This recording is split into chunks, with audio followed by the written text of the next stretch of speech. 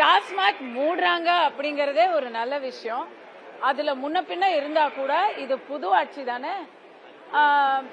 அவங்களுக்கு அறிவுரை சொல்ற இடத்துல சீனியர் பாலிட்டிஷியன்ஸ் இருக்காங்க.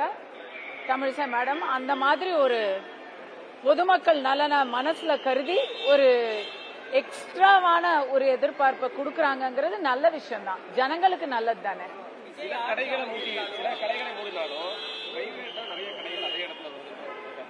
ஆக்சுவலி திருவொற்றியூர்ல கடையை மூடிட்டாங்க.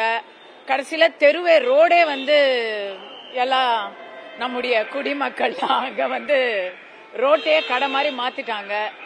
எல்லாத்தையுமே கவர்மெண்ட்டையும் எதிர்பார்க்க முடியாதுங்க.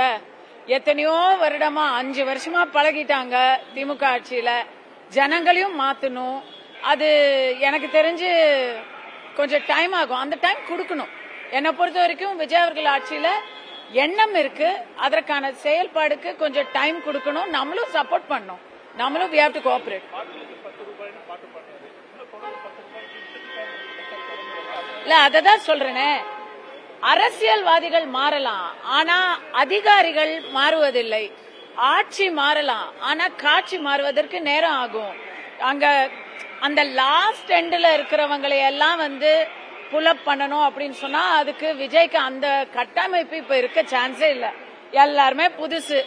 எம்எல்ஏ வெற்றி சான்றிதழ வீட்டுல வச்சுட்டு அந்த பொண்ணு வருது. எனக்கு அந்த பொண்ணு 3 மாசமா தெரியும். ஏன்னா 3 மாசம் முன்னாடி ஃபர்ஸ்ட் டிபேட் என்னோட தான் பேசினாங்க அமைச்சர் கீர்த்தனா அவர்கள். யாருக்கும் எதுவும் தெரியாது. அது தப்பு கிடையாது, தெரிஞ்சுக்கலாம். நல்லது தெரியாதுன்னு நம்ம திட்டுறோம், அவங்களுக்கு தப்பும் தெரியாதுங்கிறது தானே உண்மை. இருக்கட்டும், அவர் ஏதோ கேட்க வந்தார்.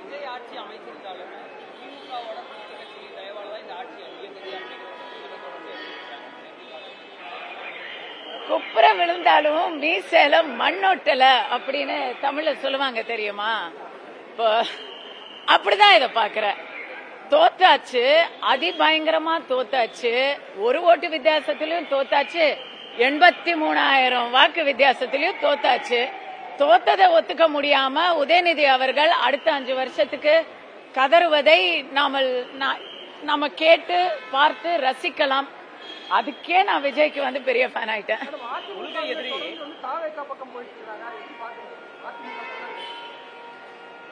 அதாவதுங்க, ஒரு பெரிய வெற்றிய தாவேகா எதிர்பாராத பெரிய வெற்றிய பெற்றிருக்கிறாங்க பொழுது அந்த வெற்றியை பறி கொடுத்தவர்கள் வெற்றி பெற்றவர்கள் கிட்ட போறதுங்கிறது சாதாரணமா நடக்கிற விஷயம் தாங்க. அதிமுக பவருக்கு வரும்போது மத்த கட்சிகள்ல இருந்து எல்லாரும் அதிமுக ஓடி வருவாங்க. 5 வருஷம் முன்னாடி ஸ்டாலின் ஐயாவை ஜெயிச்ச போது அந்த பக்கம் எல்லாரும் போனாங்க. இப்ப தாவேகா ஒரு ட்ரெண்டிங்ல இருக்குங்கிறதுனால அதுக்கு எல்லாரும் வருவாங்க. நாளைக்கு இதுவே அவங்களுக்கு ஒரு எதிர்மறையா ஒரு நடந்துச்சு, ஏதோ ஒரு பிரச்சனை நடந்தா போயிருவாங்க.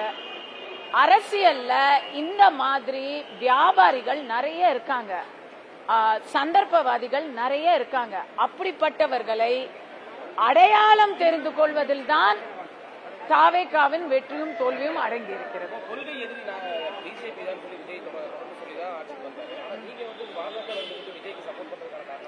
கொள்கையில என்ன எதிரி இருக்கு? எல்லாரும் நல்லா இருக்கணும், தமிழக மக்களுடைய நலனை எல்லாரும் வேண்டுகிறோம். அது வேணாங்கிறாரா? லஞ்சம் ஊழல் இல்லாத நேர்மையான அரசு வேணுங்கிறோம். அந்த கொள்கையில ஏதாவது அவர் வேணாங்கிறாரா? அவர் திருப்பி திருப்பி இந்த மதவாதம் அப்படின்னு திமுக உடைய பல்லவியை வச்சுதான் கொள்கையை சொல்லிக்கிட்டு இருந்தாரு. I think that is unnecessary. இப்பவே முள்ளிவாய்க்கால் அது இதுன்னு பேசி தன்னுடைய ஸ்டாண்ட காங்கிரஸ தன்னுடைய ஆட்சியில காங்கிரஸ நம்பி இருக்கிறார் இன்னைக்கு. அப்ப அவருக்கு என்ன கொள்கை இருக்க முடியும்?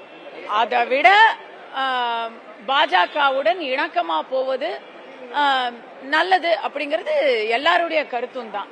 சென்ட்ரல் கவர்மெண்ட பகைச்சுக்கிட்டு தேவையில்லாத கான்ட்ரவர்சிய விஜய் வாங்க மாட்டார் விலைக்குன்னு நினைக்கிறேன். நன்றி.